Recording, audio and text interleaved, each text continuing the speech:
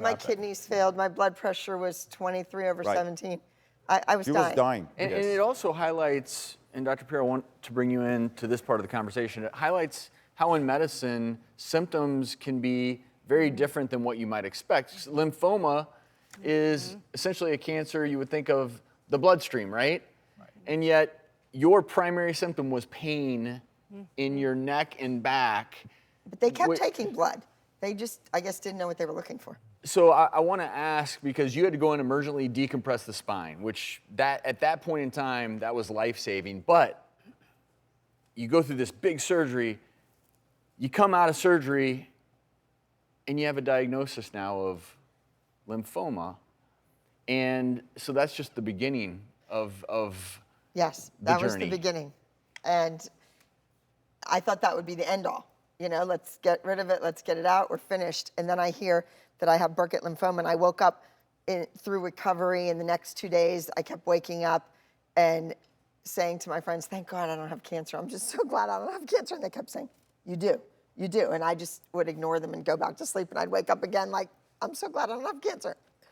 I was out of it. Burkitt's lymphoma is one of the most aggressive kinds of lymphoma. It's rare. It's only 1 to 2% of all lymphomas, but it grows really, really quickly, and it can invade places like the central nervous system, causing paralysis. We usually don't operate on lymphomas, especially lymphomas in the spine, because usually we're able to diagnose what's going on. We have the time, and then we treat it with chemotherapy or radiation. We often give them steroids to shrink the mass, get it off the spine, but nobody knew what was going on here. Dr. Melliman had to go in and decompress it, get that mass, not even knowing what it was. And then we had to set forth on a course of chemotherapy, and she had very aggressive 6 treatments of very, very aggressive chemotherapy, 6 drugs at a time, every several weeks. They were bags like this, 24 hours a day. Right.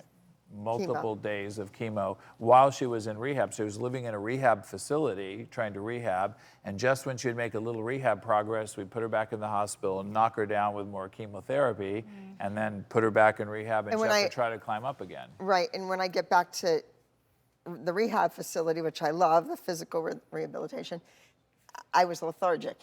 I was sick. I needed a blood transfusion. Everybody had to get suited up and masked to come into me. I couldn't go to the gym and work with everybody else. You know, so it was, you know, I would come out at like a 5, and then I'd get knocked back down to a 2. So every time I went back. Both your parents died from cancers too, right? Yes, my mom died from colon cancer. She did absolutely nothing. She was 86. My dad died of esophageal cancer. He was 72. He fought. He did every experimental drug, being told you're not a candidate for a PET scan, and now I just had a PET scan yesterday.